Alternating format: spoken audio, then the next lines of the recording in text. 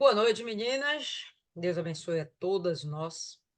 Vamos concluir hoje a meditação do capítulo 65 de Isaías, chegando no finalzinho desse livro. Muita coisa a gente aprendeu, né? Muitas direções nós recebemos. Sem sombra de dúvidas, temos sido edificadas a cada meditação, tem sido muito enriquecedor.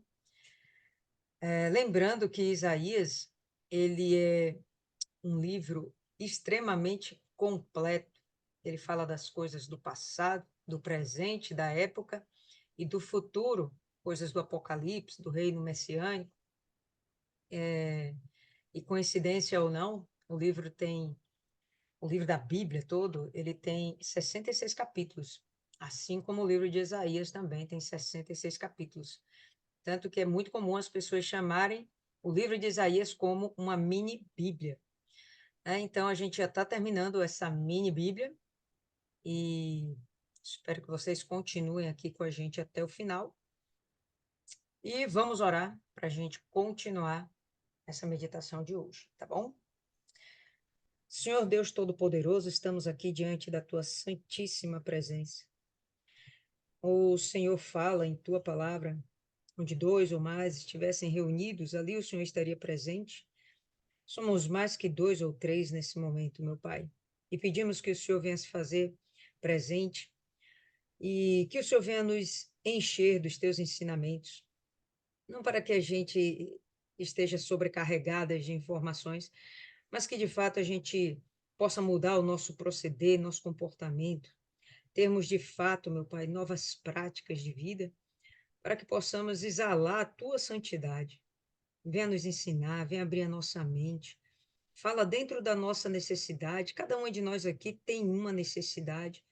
Então, que o Senhor venha fazer o seu trabalho, porque nós estamos buscando.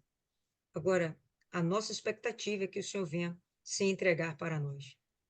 E assim sendo, desde já nós repreendemos toda e qualquer distração, todo e qualquer espírito de confusão, e que o Senhor esteja conosco até o final. Em nome do Pai, do Filho e do Espírito Santo, ó Deus. Amém. Graças a Deus. Isso aí, meninas. Então vamos lá. Nós havíamos parado no verso 12, não foi isso? Deixa eu voltar aqui. E vamos retomar aqui a partir do verso 13. Pelo que assim diz o Senhor Deus: os meus servos comerão, mas vós padecereis fome. Os meus servos beberão, mas vós tereis sede. Os meus servos se alegrarão, mas vós vos envergonhareis. Para a gente lembrar um pouquinho de quem são essas pessoas aqui, que o próprio Deus agora está falando, são aquelas pessoas, Deus está fazendo aqui uma diferença, né, entre aquele que serve a Deus e aquele que não serve. Os servos são aqueles que são obedientes. O servo não é aquele que é conhecedor da palavra, o servo não é aquele que é frequentador da igreja, o servo não era aquele que frequentava as sinagogas, o servo não era aquele que apresentava o seu sacrifício, o servo é aquele que obedece. Isso faz uma diferença absurda dentro da vida do indivíduo. O fato de obedecer ao mandar de Deus é o que de fato te separa, nos separa dos outros seres humanos. Ir na igreja, qualquer pessoa pode ir na igreja. Agora, buscar o Espírito Santo e obedecê-lo de fato e de verdade. E quando eu falo buscar o Espírito Santo, é buscar o entendimento, buscar a justiça do Senhor. O que que ele espera que façamos? O que que ele quer que a gente faça? Quais as escolhas que ele quer que a gente tome? Pronto. Dentro disso, aquele que busca Deus e obedece, vamos receber a direção do Espírito Santo e agora vamos praticar essa direção. Pronto. Esses são os que servem a Deus, tá bom? E aí ele fala que os servos comerão, os servos beberão e se alegrarão. Mas aqueles que não servem padecerão de fome, e podemos entender inclusive fome espiritual. A palavra diz que buscai ao Senhor enquanto se pode achar. Vai chegar um momento em que as pessoas vão querer beber da fonte da água da vida e não vai achar aonde fazê-lo. Não vai conseguir, né? Então, padecerão de sede e de fome, e no lugar da alegria serão envergonhados. Hoje a gente estava no trabalho de evangelização e eu encontrei uma pessoa, né, um cliente, né, um cliente meu, e que está em débito comigo. E aí eu já o conhecia há um tempo, né, então me senti na liberdade de falar algumas liberdades para ele. E aí eu comentei, poxa, fulano, o que está acontecendo? Você sumiu, desapareceu. Ele entendeu que eu estava sutilmente cobrando ele.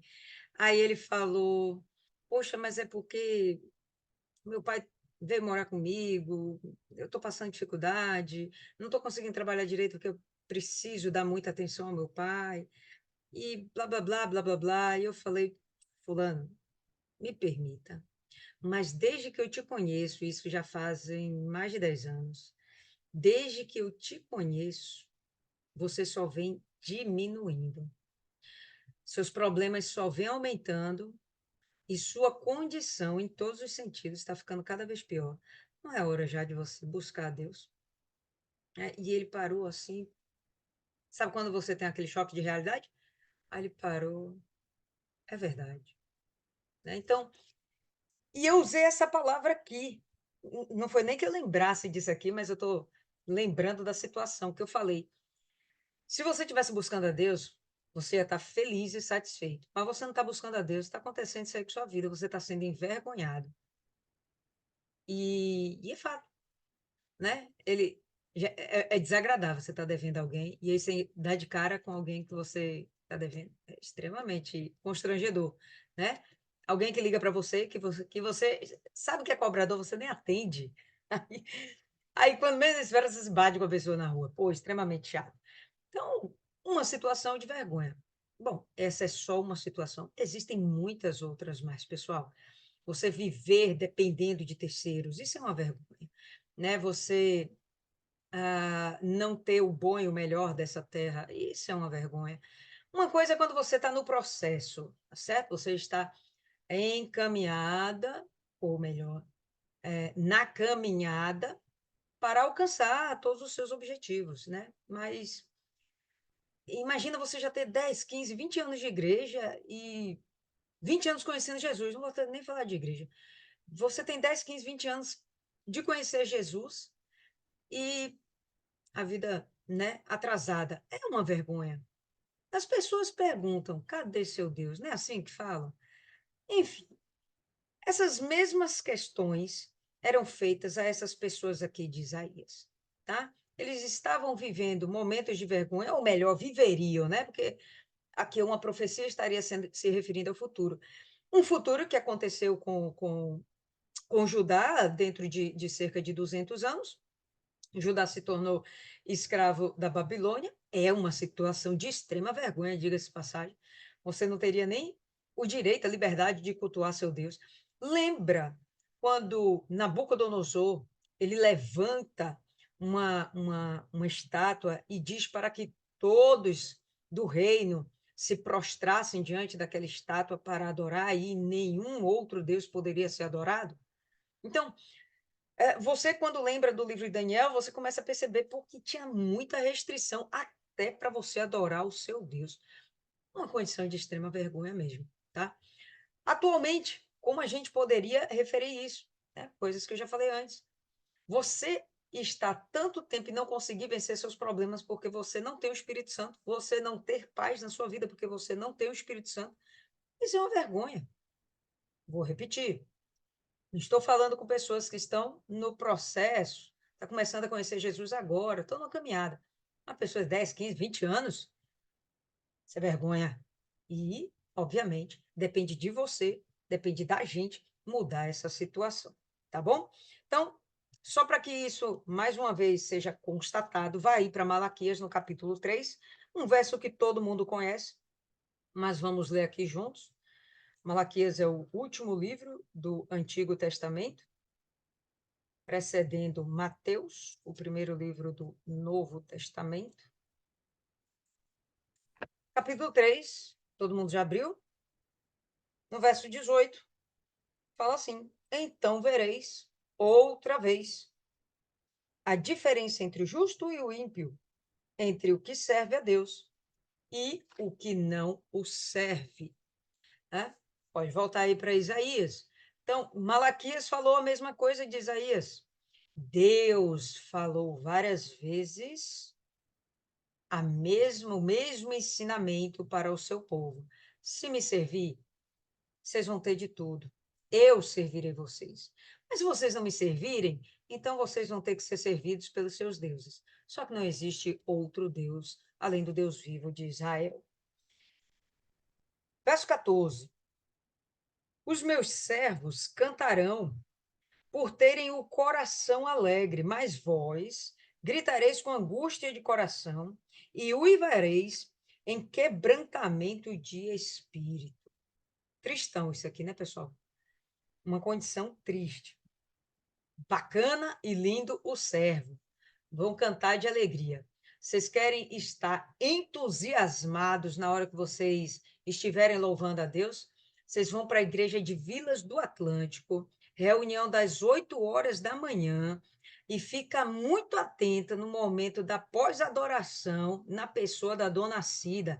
Meu irmão, não tem como você não ficar empolgado, porque dona Cida pula, canta, vibra, dá rodopio, faz cambalhota e com um sorriso aqui assim, ó, incrível, não tem como você não ser contagiado, entendeu? Mas porque ela exala a alegria do espírito. Então, se vocês estão na igreja de vocês aí, morninhas, vem para cá para Vilas, 8 horas da manhã do domingo e fica do lado de Dona Cida.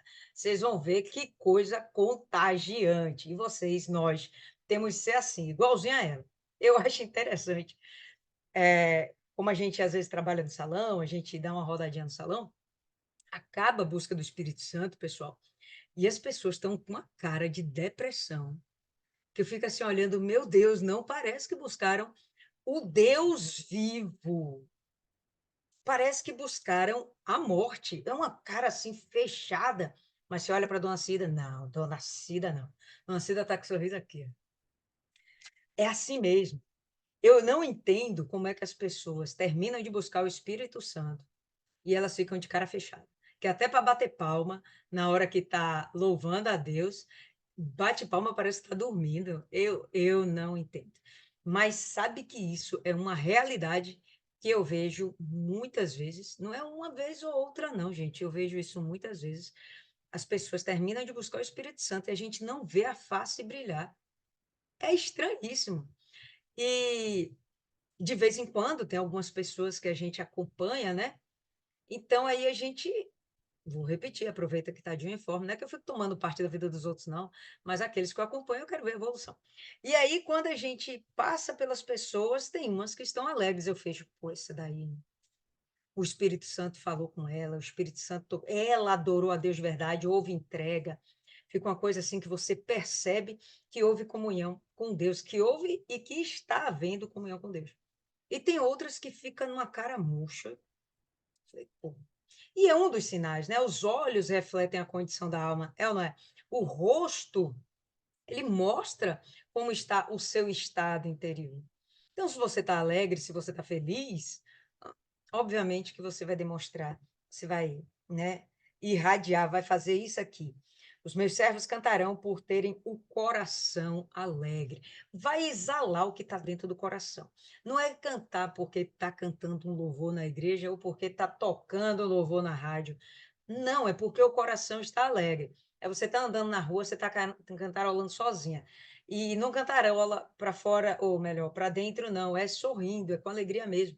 É a alegria do coração. É esse nível de alegria que a gente está vendo aqui Isaías explorar, né? O próprio Deus dizer, essa é a diferença, né? Aí a pessoa quer me convencer, ou mentira, quer convencer qualquer pessoa, e é assim mesmo, que tem o Espírito Santo. E quando vai cultuar a Deus, vai com a cara fechada e sai com a cara amarrada. Que alegria é essa no coração? Que é muito estranho e, de fato e de verdade, não bate com o que está escrito. Mas vamos em frente. Mas vós gritareis com angústia de coração e uivareis em quebrantamento de espírito. Dá para você sentir aqui que o gritar de angústia, só você ter angústia, já é algo que pesa. Mas você gritar de angústia dá uma espécie, uma sensação de desespero, uma sensação de um extremo vazio, desesperança, sabe? Aquele buraco negro dentro da alma. É isso aqui, é a falta do Espírito Santo dentro da pessoa, da comunhão com Deus. Isso é refletido na sua angústia e o quebrantamento de espírito. Quando você se sente um nada, você se sente anulado. Já passei por essa situação, obviamente, antes de conhecer o Senhor Jesus. E já passei por isso aqui. E uma angústia tal que o meu desejo era acabar com a minha vida, entendeu? De você chorar sozinha e gritar sozinha consigo mesmo e, e você não vê uma luz. É triste demais, é realmente desesperador. Eu entendo muito bem esse verso, eu entendo muito bem os dois lados desse verso, graças a Deus. No verso 15: deixareis o vosso nome aos meus escolhidos como uma maldição. O Senhor Deus vos matará e a seus servos chamará por outro nome. O que significa isso aqui? A pessoa que não serve a Deus, ela vai servir de mau exemplo, como uma testemunha ruim daquilo que é negativo, daquilo que a pessoa não deveria fazer, para não passar por esses sofrimentos e por esse distanciamento de Deus. Então, a gente tem muitos exemplos disso ao longo da nossa trajetória cristã. Nós sabemos de pessoas que começaram na fé, abandonaram, de repente até a pessoa que te convidou para ir na igreja, a pessoa que te chamou para conhecer o evangelho, ela te levou, você permaneceu e ela não está mais. E aí você lembra daquela pessoa e fala, pô, fulana, fulano, olha onde ela está hoje, olha o que aconteceu. Então, o nome dela fica com uma referência ruim, como uma lembrança daquilo que não se deve fazer com Deus, daquilo onde não se deve errar com Deus. E ele diz que a seus servos chamará por outro nome. Isso aqui é muito interessante. Vamos começar com Atos, no capítulo 11. Atos, capítulo 11. Depois do livro de João, quarto livro do Novo Testamento, vem Atos, quinto livro do Novo Testamento. Atos, capítulo 11, no verso 26. Isso aqui é um começo. Começo. Todo mundo abriu? Ok? 26. E, tendo-o achado, levou-o para Antioquia. Vou começar do 25 só para a coisa fazer sentido, tá? Partiu então Barnabé para Tarso, à procura de Saulo. E, tendo-o achado, levou-o para Antioquia. Por um ano inteiro, se reuniram naquela igreja e ensinaram muita gente. Em Antioquia, os discípulos, pela primeira vez, foram chamados de cristãos. Então, aqui já é um novo nome, ainda nessa terra. Então, você conheceu a Cristo, você pode ser Cristiane, Isis, Ana, Maiana, Jô, mas de verdade você já tem um outro nome, todo mundo sabe esse seu outro nome. Seu outro nome é cristão, é mulher de Deus, filha do Altíssimo, né? Isso é só o começo. Ainda em Atos, vai aí no capítulo 2. capítulo 2, no verso 17.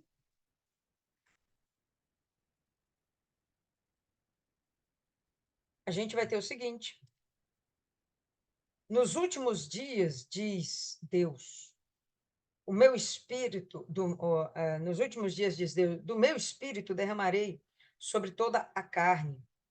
Vossos velhos, ou vossos filhos e vossas filhas profetizarão. Vossos jovens terão visões e vossos velhos sonharão. Isso aqui aponta, pessoal, para uma mudança de, de espírito mesmo, tá certo? Mudança de espírito. Faz parte do processo da mudança para que você receba um novo nome. Então, quando ele está falando a respeito disso aqui, Atos 2:17, está apontando para o momento onde as pessoas estarão recebendo do Espírito Santo e tendo, de fato, uma mudança de comportamento. Certinho? Vamos lá agora para Apocalipse 2:17 também.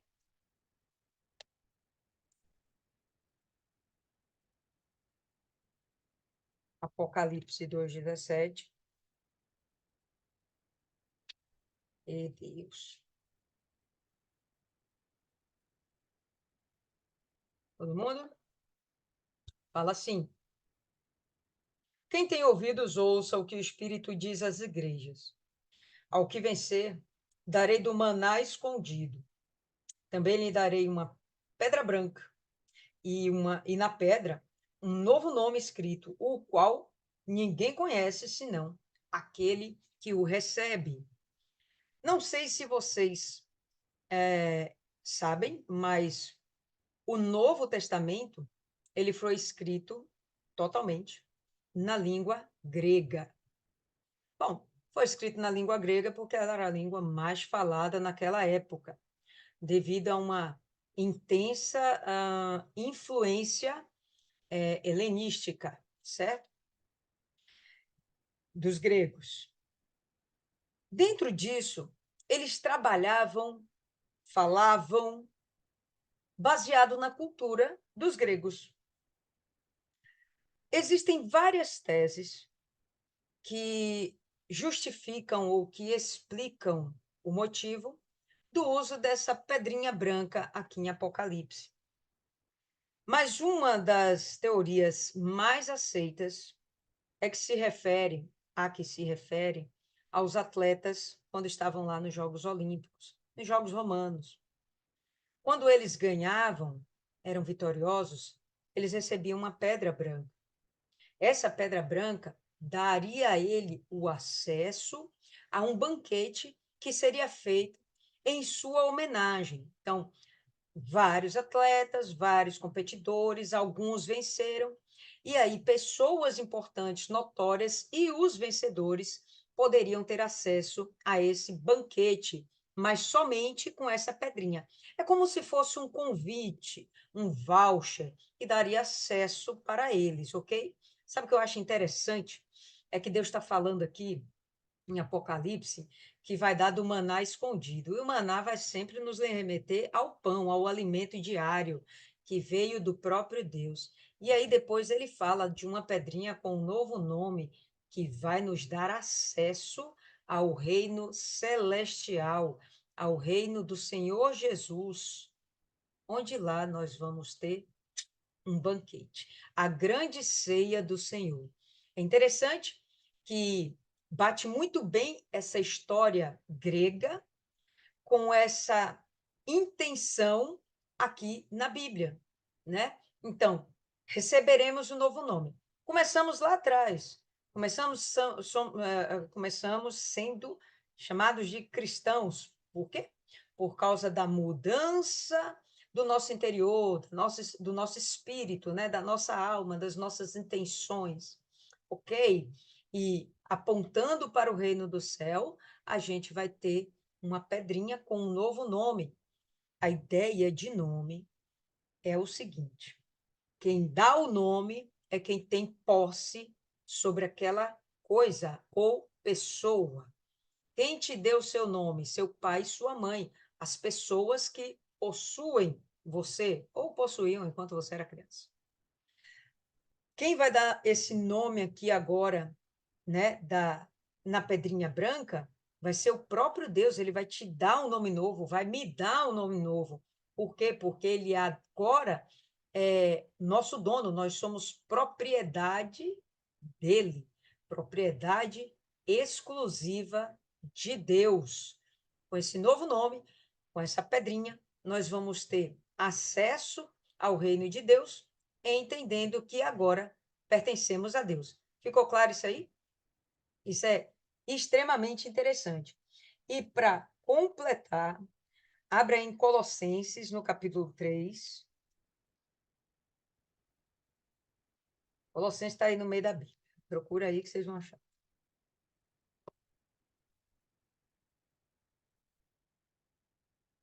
Todo mundo achou?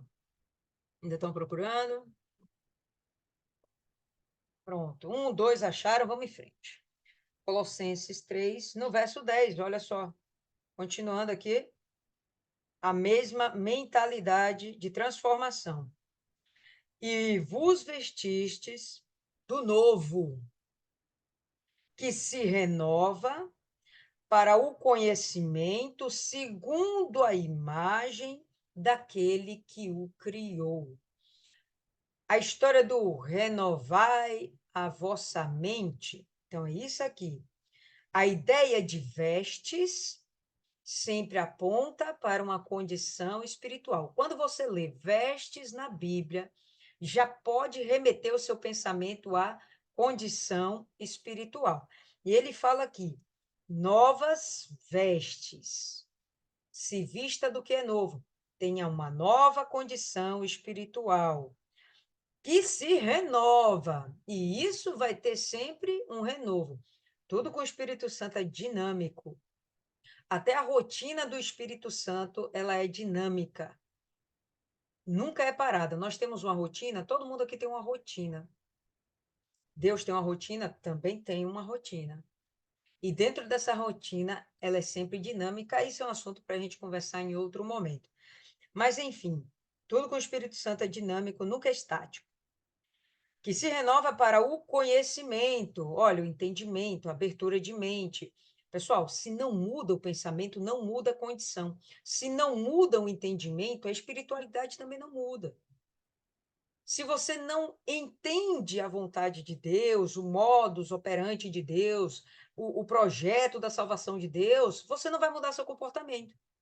Se você não entende que você tem que adorar a Deus acima de todas as coisas, você então vai colocar o dinheiro acima de qualquer coisa, acima de Deus, você vai colocar seu filho acima de Deus, você vai colocar seu trabalho acima de Deus. Mas quando você começa a entender a palavra de Deus, estou dando um exemplo assim bem raso, né? Bem básico. Adorar a Deus acima de todas as coisas. Quando você entende isso, você já começa a colocar a sua vida toda sob a vontade de Deus. Isso já vai mudando a sua mente. Isso já vai colocando você na dependência de Deus. Toda uma condição muda. Enfim. E ele vai concluir. Segundo a imagem daquele que o criou. É o próprio Deus que vai mudar a sua mente de acordo com o que ele quer que você seja. Ele tinha um plano quando criou Adão. Ele tinha um projeto quando ele fez Adão. E ele queria que esse projeto permanecesse. Quando vem o Senhor Jesus, o segundo Adão, ele também tinha um projeto. E o projeto, hoje, é que a gente seja como o segundo Adão. Então, a gente tem que mudar nossa mente, mudar nossas práticas, sermos novas criaturas, nos tornarmos filhas. Dentro da concepção de nos tornarmos filhas, servas. E isso aí está tudo dentro do pacote. O título maior, pessoal, é de servo ou de filho. Não vou nem discutir. Filho. Mas dentro disso, você vai ter também o título de servo. É básico. Ainda que você seja filho, você vai submeter à vontade do pai, porque ele é prioridade. Tá certo? Volta para Isaías. E aí a gente vai para o verso 16. De sorte que Aquele que invocar uma bênção na terra, o fará pelo Deus da verdade. Aquele que jurar na terra, jurará pelo Deus da verdade. Pois as angústias passadas serão esquecidas e estarão encobertas dos meus olhos. Quem está falando é o próprio Deus. Quando ele fala das angústias passadas, a gente pode muito bem pensar os nossos pecados e as suas consequências. A gente está no pecado só é bom no momento que estamos no pecado. Depois que a gente pratica o pecado, a gente afunda dentro de nós mesmos, né? A gente se afunda dentro da gente mesmo. É, no vazio que fica cada vez maior quando estamos no pecado. E dentro disso, depois vem as consequências, que aí só faz piorar a nossa condição. Né? Eu falava essa semana com alguém, bom, agora eu já não lembro quem, e a pessoa dizia que no passado ela bebia muito, e bebia. E aí, depois do beber, fazia coisas que não eram dignas nem de ser lembrado, né? Então, imagina a vergonha que a pessoa sentia. Na hora da prática do pecado, estava felizona, sorrindo, alegre, fica rica, fica mais bonita, fica tudo, né? Na hora da embriaguez. Aí passa a embriaguez, começa o chororô, aquela depressão. E depois que passa tudo isso, lembra, pô, subi na mesa, tirei a roupa, não sei. Aí vem a vergonha e as consequências do pecado. Aí você fica mal vista, ela fica mal falada, enfim. Estou citando só um exemplo. As consequências do pecado são terríveis, tá? O que ele está falando aqui? Que as angústias, a nossa tristeza, o nosso vazio já ficou para trás. Assim como tudo vai estar encoberto dos olhos de Deus, ele mesmo faz questão de não olhar para isso. Quando ele olha para você, o que ele vê? O sangue de Cristo. O sangue de Cristo liberta de todo pecado, nos lava de todo pecado. Então, quando ele olha para a gente, depois que fomos lavadas em Cristo, ele vê o sangue de Cristo, que é o quê? Puríssimo. Então, o resto está encoberto, né? O sangue de Cristo cobriu, já foi. O que ele vê é o sangue de Cristo. Então, de sorte que todo o que invocar uma bênção na terra, o fará pelo Deus da verdade. Se você quiser fazer alguma petição nessa terra, a sua confiança vai estar em Deus, né? Se você precisar, um exemplo, um emprego, é sua obrigação você se capacitar para isso, você emitir currículos, você ter um bom relacionamento, um bom network, né? Você conhecer as pessoas certas que possam te ajudar na relocação. Maravilha. Mas se você estiver fazendo tudo isso sem depender de Deus, de repente você não vai ser abençoado, né? De repente o que vai acontecer na sua vida pode se transformar até numa maldição. Tem empregos que consomem tanto o tempo da pessoa que ela não tem nem mais tempo para Deus. Chega tão cansada em casa que nem quer orar. Chega tão cansada que nem quer parar para meditar na palavra de Deus. Isso não é indireta para cristiano, de forma alguma. Mas, voltando aqui, não é indireta, porque Cristiane tem um emprego que é de Deus. O problema de Cristiane é a preguiça dela, tá? Tá? E aquele que jurar na terra jurará pelo Deus da verdade. Por quê, pessoal? Porque a gente vai estar confiando em Deus. Então, se a ideia não é juro por Deus, não é bem isso. Mas é que quando você se comprometer com algo, você o fará por causa de Deus. Por quê? Porque você quer dar bom testemunho, tá? Vou ser uma excelente mãe. Você quer dar bom testemunho, tá? Você é uma excelente filha. Você é excelente funcionária. E por aí vai. Você é um excelente evangelista, seja lá qual for o seu grupo. Tá? Esse compromisso que você vai fazer não é por causa de você, é por Deus. E isso vai fazer uma diferença absurda. Tá? Ele faz diferença, pessoal. Malaquias 3,18. Vereis novamente a diferença daquele que serve e daquele que não serve a Deus. Vai haver diferença. Inclusive, uma diferença no sentido de perdoar, tá? Há quem diga que a gente vai chegar diante do tribunal e seremos julgados, todos comparecerão diante do tribunal para serem julgados. Eu discordo disso. Nós apareceremos diante do tribunal para sermos justificados. Se fosse para a gente ser julgado, não faz sentido o que está escrito aqui. Serão encobertas todas as angústias, as coisas passadas serão esquecidas. Se serão encobertas aos olhos do Senhor, por que depois ele vai trazer tudo isso à tona? Estamos cobertos com o sangue de Cristo. É isso que ele vai ver. Então seremos justificados. Não, esse daqui passa. Esse daqui vai para a vida eterna. Por quê? Porque ele está coberto com o sangue de Cristo. O que significa estar coberto com o sangue de Cristo? É ter aceitado Jesus como seu Salvador. E daí em diante praticar tudo que Jesus mandou. Simples. Tá bom? Obedecer. Verso 17. Vede, eu crio novos céus e nova terra. Não haverá lembrança das coisas passadas, nem mais se recordarão. Penso eu que pelo seguinte, não que a gente vai sofrer de uma amnésia. Eu não acredito, pessoal, que a gente vai esquecer das coisas que vivemos aqui nessa terra. Não acredito, não faz sentido nenhum. Toda essa experiência que estamos vivendo nessa terra, nós vamos levar para a eternidade, tá? Já imaginou se Jesus morre, ressuscita e esquece todo o resto? Não faz sentido algum, porque se nós somos como Cristo é, então o certo é que a gente morra ou simplesmente sejamos arrebatados.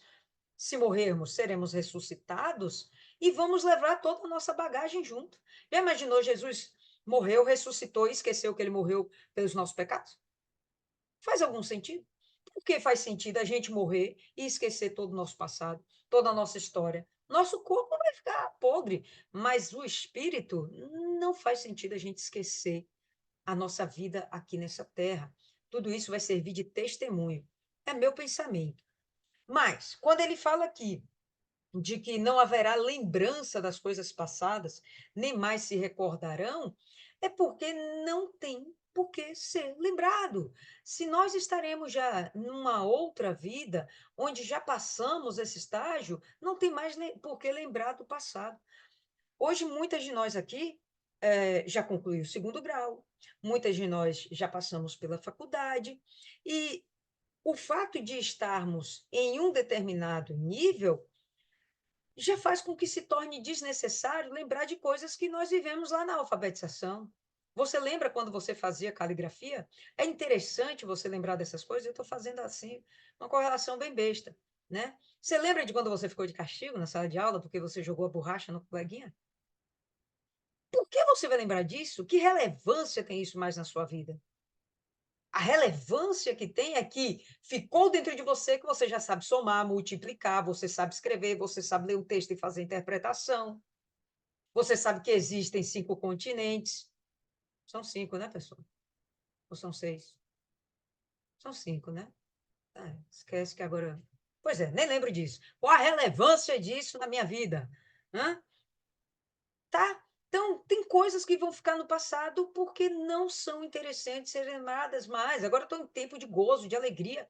Quantos sofrimentos nós não já tivemos nessa vida? Quantos? De quando a gente nasceu até hoje? Você lembra de tudo isso? Claro que não. Você vai lembrar das coisas mais gritantes, das últimas coisas você vai lembrar, o que aconteceu ontem, o que aconteceu no mês passado, mas a surra que você tomou de sua mãe há 30 anos atrás, você lembra? Que relevância isso tem? Foi um sofrimento para você? Foi. Isso vai ficar martirizando sua cabeça o resto da vida? Não, por quê? Porque agora você tem um motivo para pensar nisso. Você agora tem motivo para sorrir, para ser feliz. Você conheceu Jesus. Você não é mais rebelde, você não é mais indisciplinada, você agora é uma pessoa obediente, respeitosa. Pelo contrário, tá? Você, não é mais motivo para você sofrer, agora é motivo para você se alegrar. Diante disso, você não vai lembrar mais do seu sofrimento. Quando alguém, eu já falei isso aqui, vou repetir. Quando alguém às vezes pede meu testemunho, gente, eu diante do Espírito Santo tem coisas que eu não lembro mais. Por quê? Porque não são mais relevantes. Não lembro. Eu tenho que fazer um esforço para ficar lembrando do sofrimento. É até uma coisa torturosa ficar dando hoje testemunho de como eu era sem Jesus e hoje. Faz tempo, inclusive, que eu não dou testemunho desse tipo, faz uns anos. E eu não vou mentir, as últimas vezes que me pediram, eu falei, poxa, mas nada mais a acrescentar, entendeu? Eu cheguei no limite, no ápice, não vou dizer limite, somos ilimitados, mas eu cheguei num momento onde o que me interessa não é mais lembrar do passado ou ficar falando do meu passado. O que interessa é falar de Jesus e falar do futuro com Jesus. Eu acho que é a parte mais interessante. Vamos ser testemunhas do poder de Jesus, não é que a gente vai ficar falando da nossa própria vida. Cabe, mas o que é interessante é falar de Jesus, tá? Se eu falar para vocês que eu tentei suicídio e hoje eu tenho desejo de vida, talvez seja realmente irrelevante para você. Mas se eu disser, eu conheci Jesus, Jesus me deu nova vida e hoje eu tenho vontade de viver. Bom, talvez isso já te impacte. O que interessa é Jesus, tá? Então, crio novos céus, crio nova terra. Para mim, isso aqui aponta para uma transformação total que vai haver no universo. Os astros, os céus, tudo vai ser transformado. Tudo, tá? Crio novos céus e nova terra. Eu, eu, eu não consigo alcançar isso. Eu não conheço nem o meu planeta Terra, né? Eu conheço um pedacinho da Terra. Eu não conheço o universo. Eu não conheço. Viajei de avião e o que eu conheci é alguma coisa da altura, de, de nuvens. Fora isso, sinceramente, eu não conheço. Eu não consigo nem imaginar como é que vai ser esse novo céu e nova terra. Não consigo, tá? Mas o que eu conheço hoje do planeta Terra, eu vou mentir para vocês, não. Eu acho lindo. Tirando a parte que é criação de homens, posicionando a parte que é criação de Deus, os vales, os morros, as plantas, os animais, até os seres humanos. A criação de Deus é linda. É linda. Imagina o que vai ser o novo de Deus. Pô, vai ser exuberante demais, né? Eu não consigo expressar. Eu não consigo nem imaginar, quanto mais expressar uma coisa que eu não consigo imaginar. Dá para vocês entenderem? É por aí. Quanto a vós, porém, folgareis e exultareis perpetuamente no que eu crio. Pô, isso é muito forte. Quanto a vós, porém, folgareis e exultareis. Vamos ter prazer. Essas pessoas com quem eles estão falando, né? Vamos ter prazer. Eles, aqueles que estão. Na verdade, isso é uma promessa também para Israel, tá? Esse é o momento em que o profeta anima Israel. Ele já falou dos servos, são aqueles que aceitaram Jesus, gentios e judeus que aceitaram Jesus. Servos. E ele está fazendo uma comparação com aqueles que não servem, né? Mas ele está dizendo aqui agora que desses que não servem, se eles se converterem, eles vão ter acesso a isso aqui. Eles vão ter direito a isso aqui. Olha só que interessante. Quanto a vós, porém, folgareis e exultareis perpetuamente, para sempre, no que eu crio. Pois crio para Jerusalém alegria e para o seu povo regozijo. Sempre que estivermos falando de Jerusalém, de Sião, de Israel, de Jacó, estamos falando do povo judeu. Gravaram isso aí? Leva isso aí para sempre que você abrir a Bíblia para ler. Ah, tá falando de Sião, tá falando de Jerusalém, né? Estamos falando de Israel.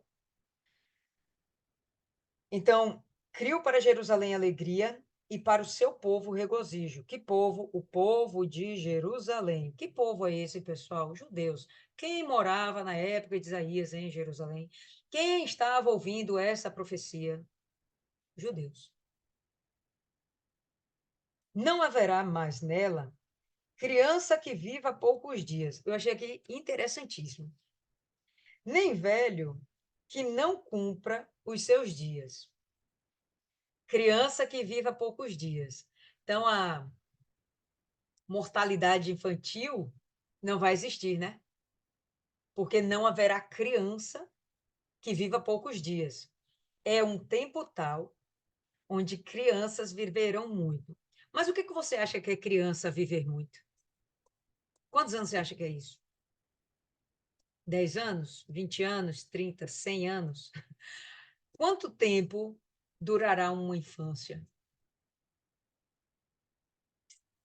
Nem velho que não cumpra os seus dias. Os velhos vão viver até ficar velho de verdade, até ficar incompatível mesmo com a vida. Se a gente for olhar para a época dos patriarcas da fé, se a gente for olhar lá para Noé, a gente já vai ver uma vida de 600 anos. Se a gente for olhar para o povo antes de Noé, nós temos pessoas vivendo 800, 300 anos. Não chegaram a 1000 anos. O que mais viveu foi Matusalém, se eu não me engano, foram 969 anos. Quase um milênio. E um milênio aponta para a gente o milênio do Senhor Jesus. Essas pessoas vão viver bastante. Algum tempo atrás a gente estava aqui se cogitando. Será que haverá morte no milênio ou não haverá morte no milênio? No momento que ele fala que não haverá velho que não cumpra seus dias, ele não dá a entender que o velho viverá para todo sempre, mas que o velho vai envelhecer. E vai envelhecer provavelmente com saúde, né? Porque não dá para você envelhecer se você não tem saúde. Você morre antes. Morre de infarto, morre de diabetes, não? Aqui a gente vai ter uma condição de segurança, que você não vai morrer assassinado, você não vai morrer numa tragédia. Não, você vai viver muito, pessoal. Todas as condições de vida necessárias, alimentação, segurança, moradia, vestuário, família, tudo vai ser garantido. Tudo vai estar em abundância, não vai faltar nada a ninguém. Você sabe lá o que é isso, cara? Isso é muito lindo, né? Fazer que nem Isis, é bonitinho, mas eu acho bonitinho, não. Eu acho muito lindo. E eu acho assim, incrível, não dá nem para a gente compreender direito. Nem velho que não cumpra os seus dias. Aquele que morrer com 100 anos será tido por jovem. Então, eu vou repetir: quantos anos vai ter uma criança para ser considerada uma criança? Porque com 100 anos você vai ser um jovem. Eu olho para minha mãe e eu não consigo imaginar ela uma jovem. E ela ainda não tem 100 anos de idade. Mas essa galera aqui, tá bom? Vai morrer com mais de 100 anos. E se 100 anos é jovem, o que é jovem para a gente hoje, né? 20 anos de idade. Então, tenta fazer essa multiplicação aí, né? Tenta fazer essa comparação. 100 anos ser jovem, sei lá, dá uma ideia aqui de longevidade entre 500 a 1000 anos, né? Na minha conta, que louca, na minha cabeça. Ah, o pecador que não conseguir alcançar 100 anos será considerado amaldiçoado. Então, isso para mim me tira uma dúvida que eu tinha aí, que nós conversamos aqui há alguns dias atrás. Será que haverá morte no milênio? Porque para mim isso aqui aponta para o milênio. Esses novos céus, essa nova terra, para mim isso aqui aponta para o milênio. Então, sim, haverá morte e sim, nós também veremos que existirão pessoas amaldiçoadas. Pessoas amaldiçoadas, né? Tanto que ele fala, as pessoas que não conseguirem chegar aos 100 anos serão tidas por amaldiçoadas. Hoje, as pessoas que não conseguem chegar à fase adulta, né? Um jovem de 20 anos, 25 anos, que na verdade já é um adulto, a gente vê que ele morreu precocemente. Aí, quando a gente percebe, morreu no vício, né? Uma overdose, briga de facção, tem umas outras tantas razões. E quando isso acontece, a gente, pô, maldi... não é que ele foi amaldiçoado por Deus, mas consequências, né, dos seus atos, das suas práticas, das suas escolhas. Enfim, vamos em frente. Edificarão casas e nelas habitarão. Olha como haverá justiça. Hoje, se você edificar uma casa e não pagar seus impostos, dali a 5 anos, esses impostos vão para a dívida ativa. Se você não pagar, seu bem vai ser penhorado e você vai perdê-lo. Você não tem segurança hoje de que um bem seja realmente seu. Mas aqui ele está dizendo que nós, as pessoas, edificarão casas e nelas habitarão. Plantarão vinhas e comerão do seu fruto. Haverá proteção do seu trabalho. Não haverá riscos de que pessoas invadam sua terra para tomar aquilo que é seu, comparando hoje com o meu trabalho, né? Ninguém vai entrar no meu consultório e roubar meus equipamentos, né? Meus meios de sobrevivência. Eles vão ser guardados, preservados, e eu vou ter completa segurança. Consegue compreender? Toda a imagem que é descrita aqui é uma imagem de realmente ter justiça e paz. Justiça e paz, justiça e paz. Não edificarão para que outros nelas habitem, nem plantarão para que outros comam, pois os dias do meu povo serão como os dias da árvore. Eu fui procurar quantos anos tem a árvore mais velha do mundo e descobri que aqui no Brasil, se eu não me engano, foi no ano passado, 23, cortaram uma árvore em Santa Catarina que tinha cerca de 500 anos de idade. Como a gente é um país que não valoriza a sua cultura, a gente destrói nosso patrimônio assim. Mas estamos falando do Brasil, que é uma terra nova e uma árvore de 500 anos de idade. Existe ao redor do mundo árvores que possuem mais de 1.000 anos de idade, 5.000 anos de idade. Sabe lá o que é isso? A árvore quase que pegou o dilúvio, se é que não pegou o dilúvio, e está lá até hoje. Árvores com troncos extremamente grossos. Deixa eu ver aqui se eu mantive salvo aqui, porque eu fui procurar e eu achei algumas coisas assim bem interessantes. Achei aqui, vou compartilhar aqui com vocês. Espera aí, rápido. Cadê? Aqui. Vou colocar esse vídeo aqui para rodar.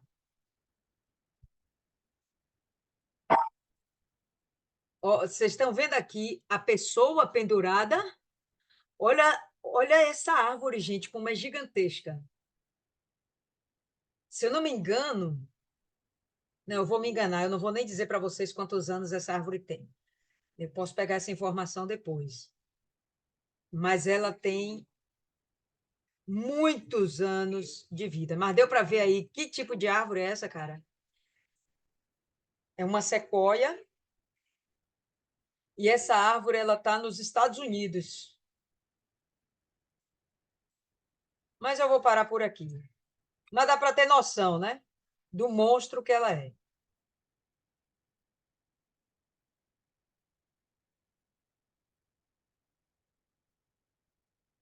Ela é extremamente grande. Sei lá quantos andares que ela tem. Quantos andares, ó, quantos metros. Eu acabei não me preocupando em procurar essa informação, mas deu para ver. O que eu quero é que vocês entendam a comparação que Deus está fazendo. Uma árvore daquela ali atravessou milênios, ela tem mais de 1.000 anos, tá? Atravessou milênios, é extremamente grande, forte. Você percebeu a estrutura, a grossura do seu caule? É, se a gente não visse com os nossos próprios olhos, tudo bem que é um vídeo, mas deu para ver uma pessoa lá e para a gente ter uma correlação, né? Fazer uma correlação.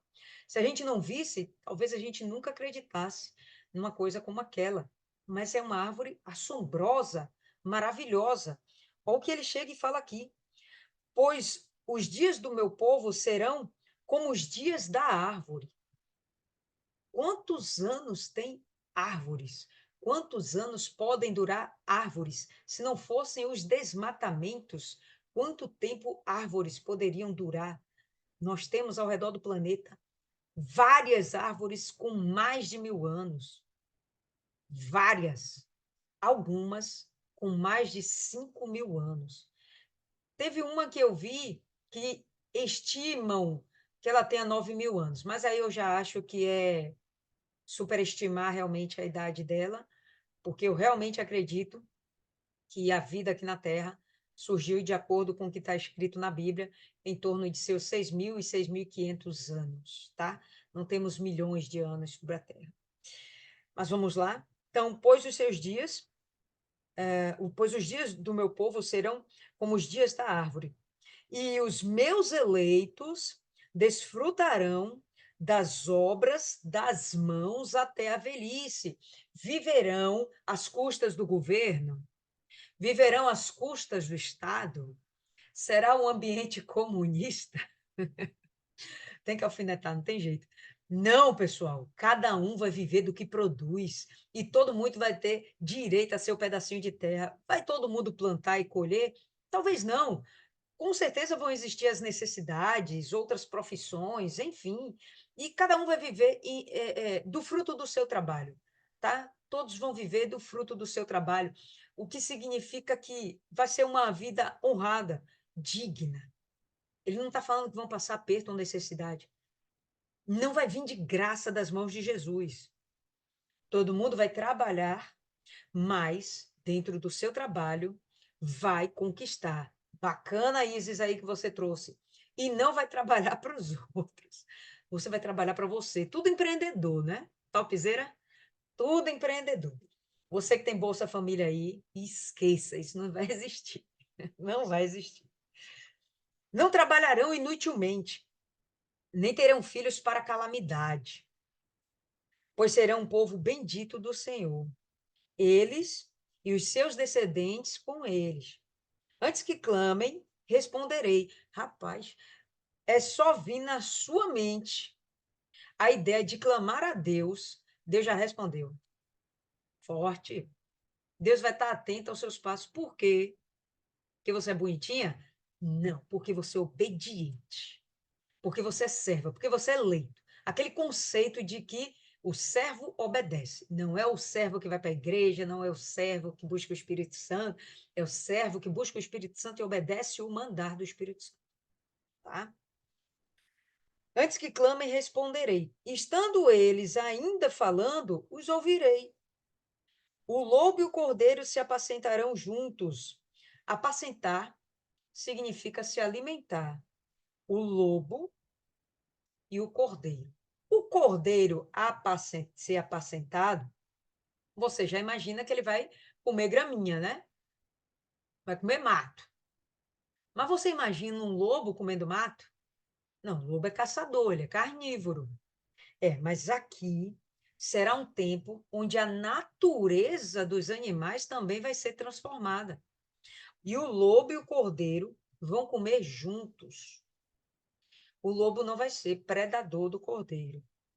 E se eles vão comer juntos, e ele não vai ser um predador, então ele vai estar pastando. E o leão comerá palha como boi. Mais uma vez a ideia de pastar. Vai comer palha, vai comer mato, né? Mas o pó será a comida da serpente. Não farão mal, nem dano algum, em todo o seu santo monte, diz o Senhor.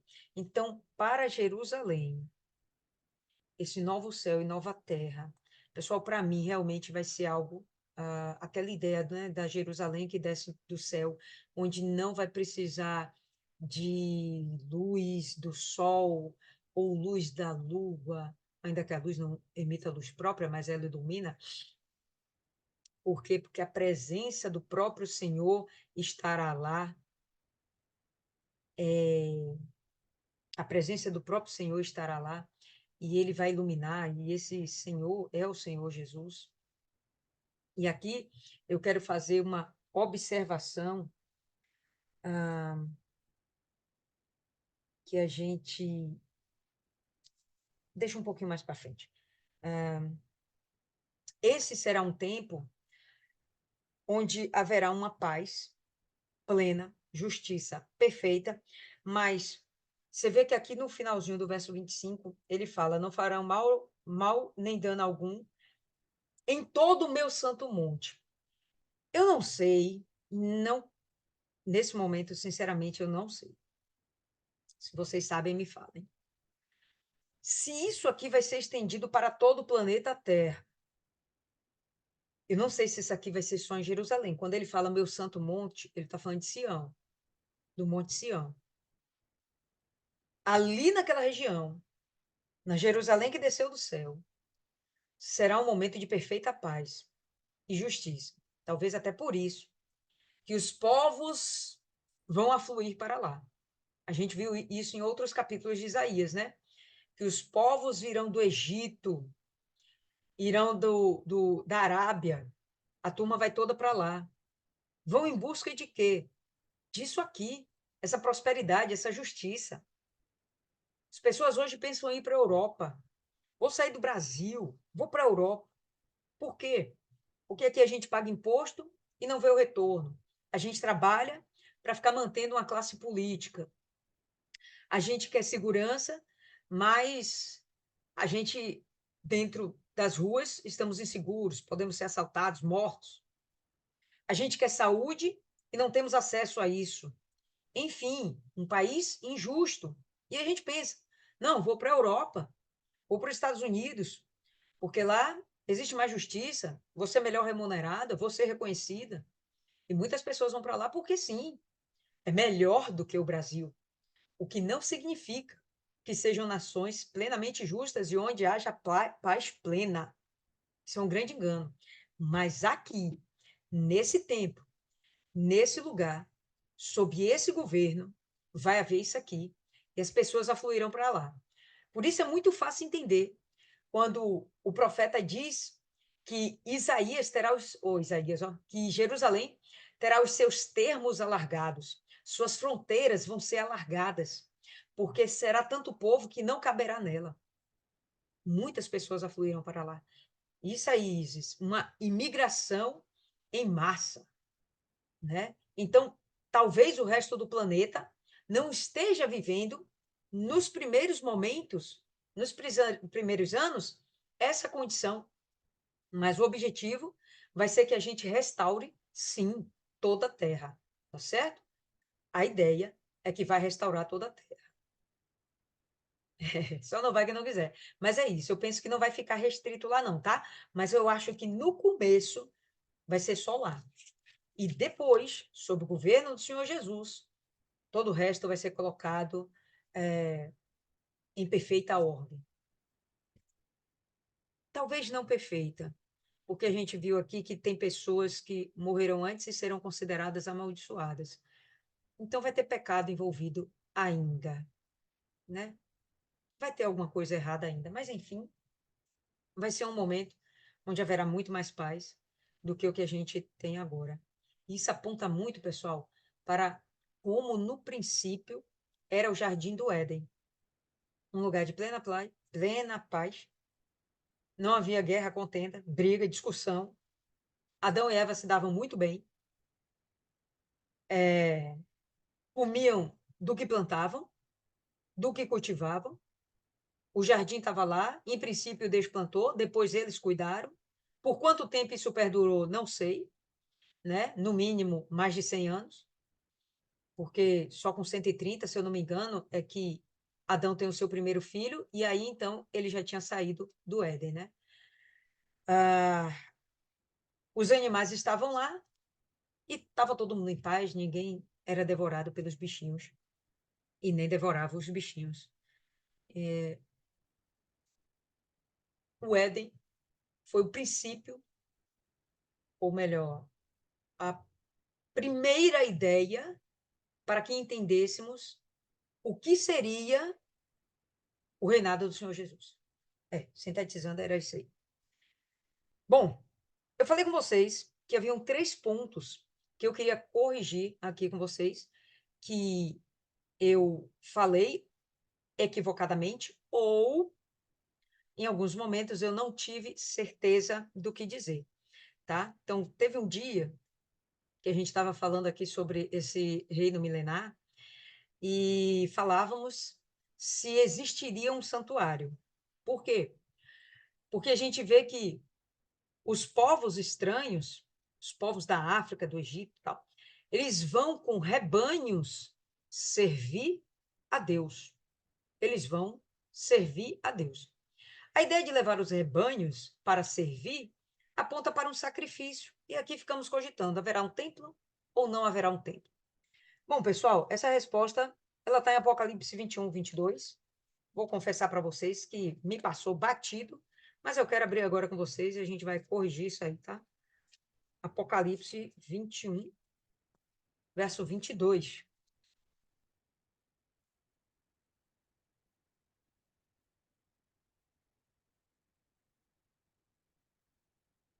É 21, 22? Espera aí, deixa eu corrigir aqui.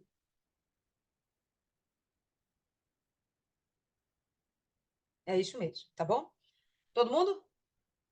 Aí a gente vai ter aqui o seguinte, ó. Nela, estamos falando aqui da Nova Jerusalém. Nela não vi templo. Isso é o relato de João, que recebeu a visão do Apocalipse, ele teve a visão privilegiada da Nova Jerusalém. Nela não vi templo. Então, se ele não viu templo, é porque não tem templo. Tá bom?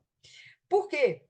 Porque o seu templo é o Senhor Deus Todo-Poderoso e o Cordeiro. O templo vai ser Deus e o Cordeiro. O Cordeiro a gente sabe que é o Senhor Jesus, tá? Então, não haverá templo. Eles só vão ser suficientes, mas não me pergunte como de fato será esse servir a Deus com tantos animais. Talvez seja só mesmo levar os animais e entregá-los ao Senhor Jesus. E Jesus, de repente, distribuirá aquilo com os habitantes daquela nação de Jerusalém.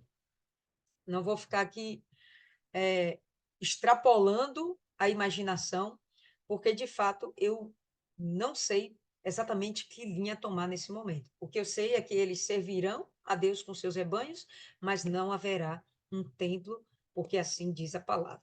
Certinho? Outra coisa que eu quero corrigir com vocês. Apocalipse no capítulo 7. Por isso que eu falo que não dá para a gente vir estudar Apocalipse agora. A gente depende muito do Antigo Testamento antes de chegar em Apocalipse. Apocalipse, a gente leu, acho que umas duas meditações atrás, Apocalipse 7, onde nós falávamos dessas pessoas aqui, e eu comentei que essas pessoas seriam as pessoas que não participaram da grande tribulação, que de verdade elas teriam sido arrebatadas antes. Bom, de verdade, não é o que o texto fala. O que o texto está falando mesmo é que essas pessoas, elas morreram durante a grande tribulação. Aquela galera que vai ser compelida, obrigada a negar Jesus, e eles não vão negar Jesus. Eles vão ser oprimidos, eles vão ser açoitados, castigados, não é nem isso o termo certo, torturados. Eles vão ser torturados, mas eles não vão negar. Eles vão sofrer todo tipo de tortura, pessoal.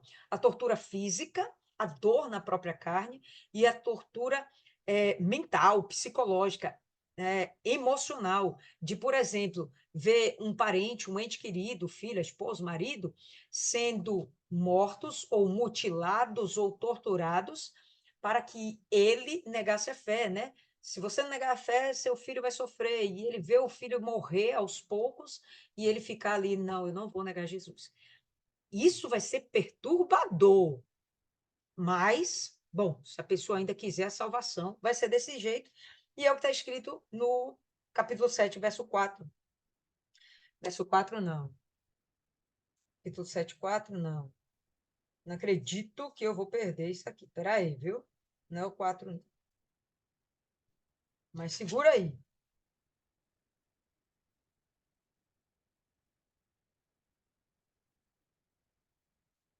É o 9, tá? Depois dessas coisas, olhei e vi uma grande multidão. Apocalipse 7:9. Que ninguém podia contar, de todas as nações, tribos, povos e línguas que estavam de pé diante do trono perante o Cordeiro, trajando compridas vestes brancas e com palmas nas mãos. Verso 13. Então um dos anciãos me perguntou: estes que estão vestidos de branco, quem são eles e de onde vieram? Respondi-lhe: Senhor, tu sabes. Disse-me ele: estes são os que vieram da grande tribulação e lavaram as suas vestes e as branquearam no sangue do Cordeiro. Então, essas pessoas realmente elas passaram pela grande tribulação e na hora que elas morrem, o texto parece apontar que elas automaticamente vão direto para o céu. Tá? Quando eles vão direto para o céu, eles vão encontrar aqueles que foram mortos em Cristo e ressuscitaram na vinda de Jesus, os que estavam vivos e foram arrebatados, estão lá esperando Jesus voltar para a grande batalha no final do Apocalipse, o Armagedon. E durante a grande tribulação, outros serão mortos e perseverarão em manter-se fiéis a Cristo e mortos serão ressuscitados automaticamente, eles vão direto para o céu, tá bom? Então, é o que o texto está apontando. Eu disse que essas pessoas, elas haviam sido arrebatadas, mas não. Essas daqui, elas foram realmente mortas durante a grande tribulação, pagaram o preço por si mesmas. E volta em Isaías 63, no verso 9. Olhando alguns versos, estudando algumas coisinhas, eu fiquei na dúvida de quem era de fato esse anjo aqui. E no dia eu comentei até com vocês: olha, pessoal, não dá para ter 100% de certeza se esse anjo que está se referindo é Jesus, porque eu vi algumas passagens que podiam apontar para Miguel, podiam apontar até mesmo para Moisés como sendo um anjo, o enviado do Senhor, não necessariamente o anjo celeste, né? Mas alguém que agiria como um anjo, que é o que a gente vai ver aqui, tá? Isaías 63, 9. E em toda a angústia deles, ele foi angustiado, e o anjo da sua face os salvou. E em seu amor e compaixão, ele os remiu, os tomou e os conduziu todos os dias da antiguidade. Pessoal, não tem o que questionar, não. Aqui é o Senhor Jesus, tá certo? Não é um outro anjo, é o próprio Senhor Jesus, que algumas vezes é identificado como sendo, de fato, um anjo. A gente vai ver algumas passagens, desde Gênesis até o final do Novo Testamento, a gente vai ter, final do Novo Testamento não, do Antigo Testamento, a gente vai ter passagens que apontam para anjo do Senhor, e de fato era o Senhor Jesus. Eu falei com vocês que tinham três coisas que eu tinha que me recompor com vocês, e foram esses três itens, tá bom? Que eu estou agora esclarecendo. Diante de tudo isso, pessoal, gostaria muito de ouvir vocês, já que não deu tempo na última meditação para a gente compartilhar aqui os nossos entendimentos, mas hoje a gente tem aqui uns 5, 10 minutinhos para fazer isso, e aí gostaria de ouvi-las. Abram aí seus áudios, quem vai abrir primeiro?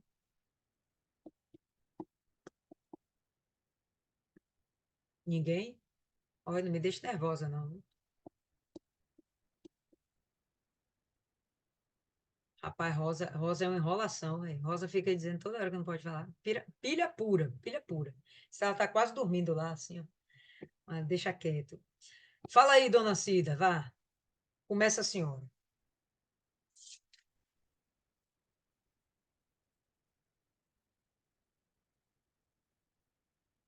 Aí dona Cida tá lá com o áudio travando, também não ouve a gente direito, só Jesus na causa. É a senhora. Eu não vi no direito, não tá falhando. Eu sei que Tá tá falhando. falhando. É, esse 65 aqui, ele é, quer dizer, Isaías todo, né? Ele é todo. Mas o que mais que me chamou a atenção a rebeldia, né, do povo. Eu estava até comentando com a dona Ana que naquele 75, capítulo 5, que Deus fala que estes são fumaça no nariz, no meu nariz, e o fogo que arde todo dia. Imagine a gente tendo fumaça no nariz de Deus, né, e ardendo todo dia. É horrível, né?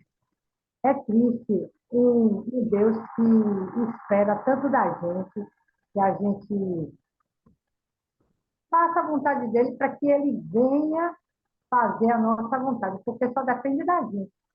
A salvação só depende da gente, não depende de Deus. Né? Deus, ele fez a parte dele. Quando a gente ora, a gente fala, né?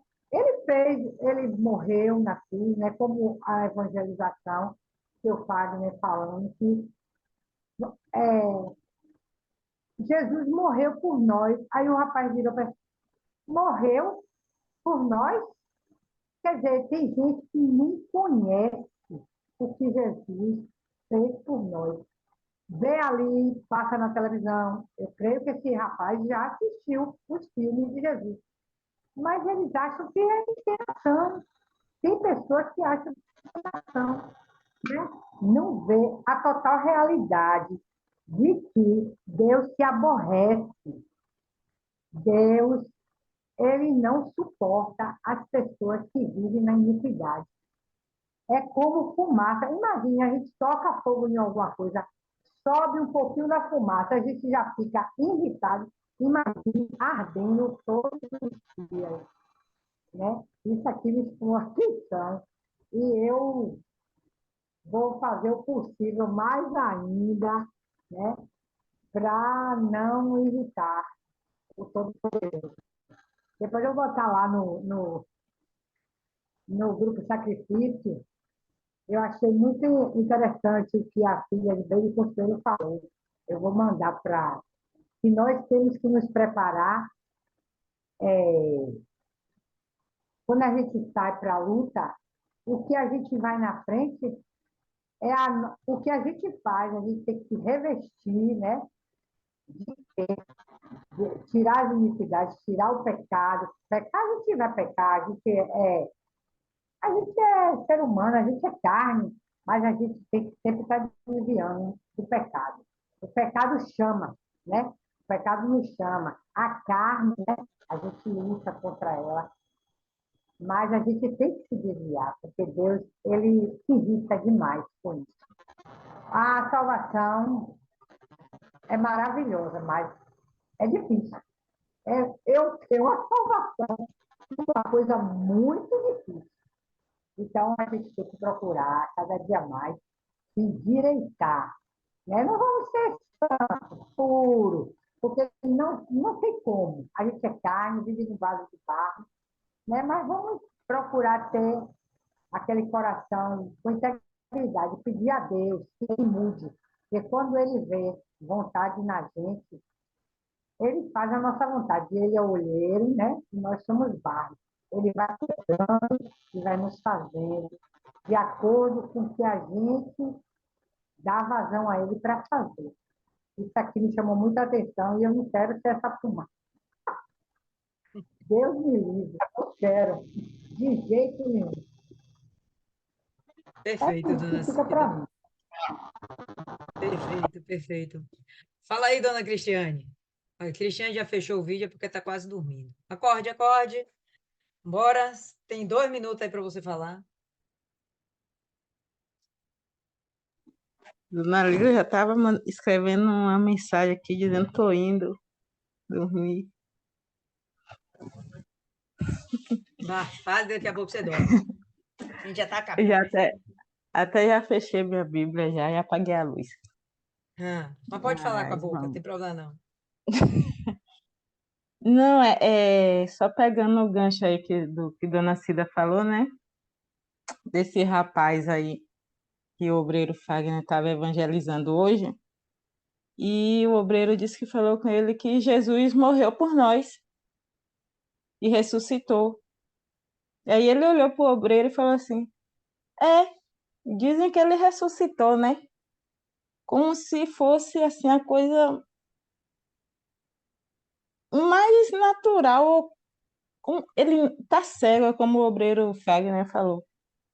Hoje, o ser humano hoje está cego, está levando tudo muito assim, num oba-oba.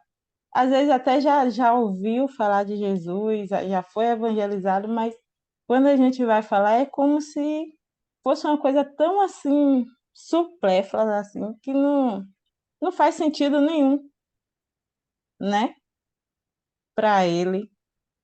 E a gente fica assim, meu Deus, como é isso?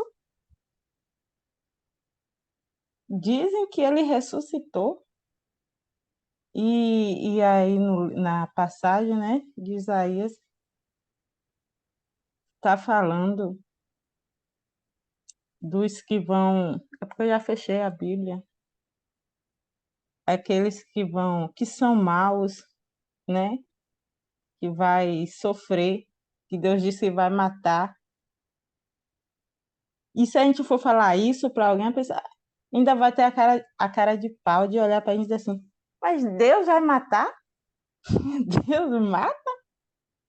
Deus não é amor, não é justiça e vai matar o que ele criou? Mas ele não sabendo que é que a gente, o que é que a gente aqui nesse mundo está colhendo, a desobediência, a falta de interesse, a falta de amor próprio, a blasfêmia com o nome de Deus, e ele, infelizmente, ele vai ter que fazer isso, vai ter que eliminar essa semente podre do meio do povo dele, né? E aí eu achei essa parte bem interessante, assim, e forte. Pô, Deus vai matar. Se esse rapaz hoje teve a oportunidade, eu creio que não foi a primeira, porque esse ponto de fé está tendo ali toda terça-feira. Creio que não foi a primeira vez que ele foi evangelizado, ele está agindo desse. Será se ele sofreu injustiça, ele vai ter a coragem de culpar Deus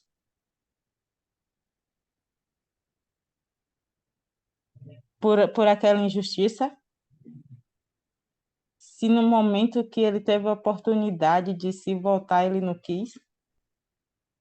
Então ficou essa reflexão para mim, assim, na hora que o obreiro falou, eu falei, meu Deus, aquele vídeo que eu postei lá no grupo, tá falando exatamente parte do que o obreiro falou hoje. Como você falou que a gente sai para a batalha, que o Espírito Santo conta com a gente, e a gente vê o povo na rua assim tão distante, tão sem noção. E a gente fica se perguntando assim, às vezes pessoas até que são até mais velhas do que a gente agem como se fosse nada. Ah, que nada, isso aí de Jesus. Aí vê essa menina que a gente conversou lá, que a gente percebeu, né, que a gente estava falando, que ela está necessitando. Ela ficou me olhando assim, os olhos dela começou a ficar assim, meio que lacrimejados, assim, como se ela fosse assim, como ela sabe? Como ela sabe que eu estou precisando? Porque eu falei que Jesus trabalha em cima da nossa necessidade. E quando eu falei isso, ela olhou para mim assim, eu falei, ele conhece seu coração, ele sabe muito bem o que está aí dentro. Ela falou assim, não, eu vou ali receber a oração. Eu falei, vá domingo na igreja, escreva sua, é, qual é o propósito de domingo, né? O está escrito. Escreva aí o que você está precisando, qual a área da sua vida que você está sofrendo, faça um pedido, leve lá. E ela meio que quase pediu socorro. Ah, vai dar meia-noite.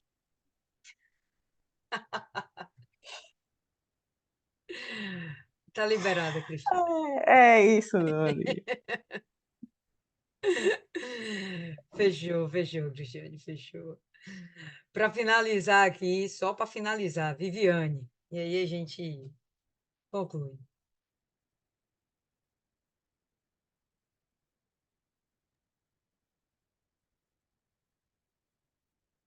Viviane já dormiu? Para ali. Oh, meu Deus.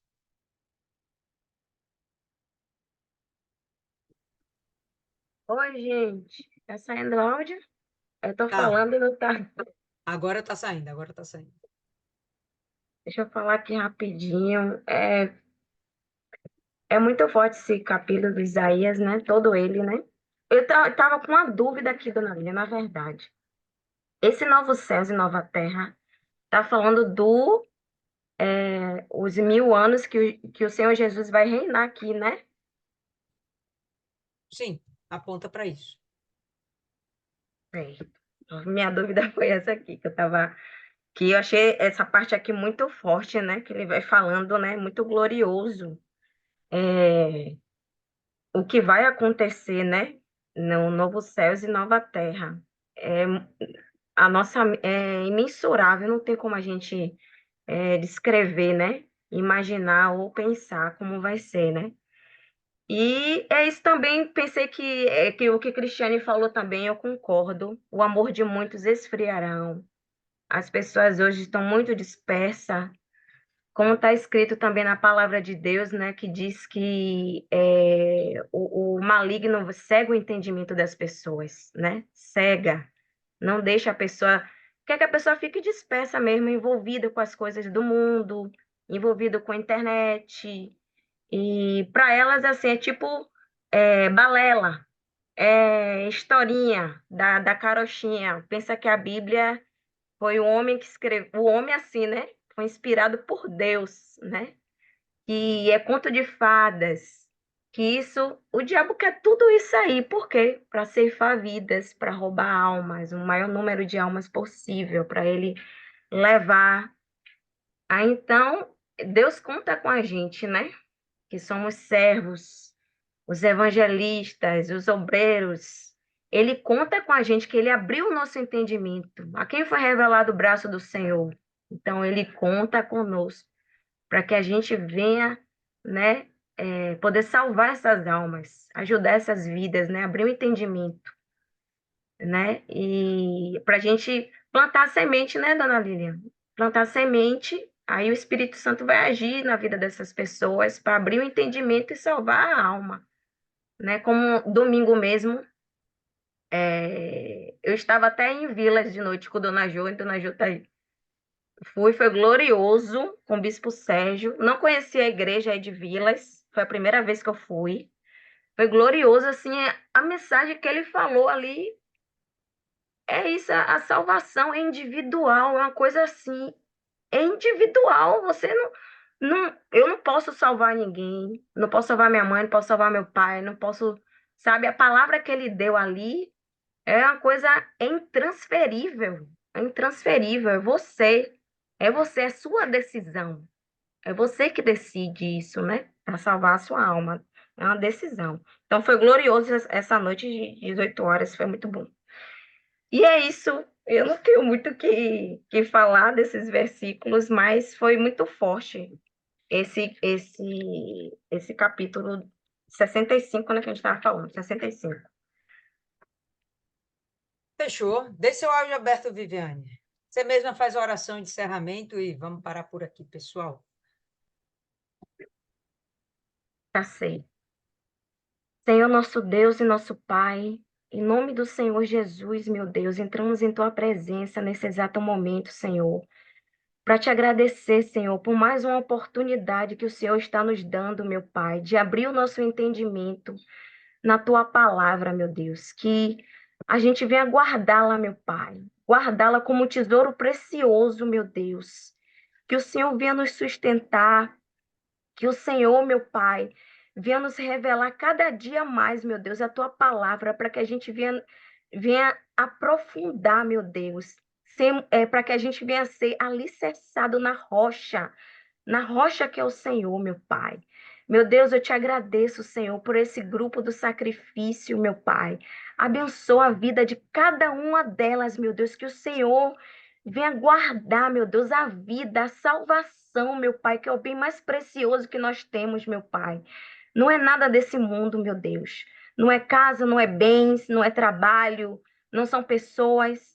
Nada, meu Pai, nada é mais precioso, nada é mais glorioso do que a tua presença e do que a tua salvação, meu Pai. Pedimos também, meu Deus, oramos também pelas pessoas, meu Pai, que estão necessitando, meu Pai, de ajuda, que o Senhor venha tocar na vida de cada uma delas, meu Pai. Em nome do Senhor Jesus, abençoa a tua igreja, abençoa os teus servos, as tuas servas, meu Pai, que estão ali sempre de prontidão, meu Pai, para ajudar, meu Pai, para resgatar as almas sofridas, as almas necessitadas, os pontos de fé.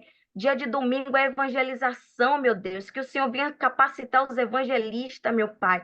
Fortalecer o teu grupo, fortalecer o teu povo, meu Pai. Avivar o teu povo, meu Pai. Meu Deus, eu te peço em nome do Senhor Jesus, meu Deus. E desde já eu te agradeço, meu Pai.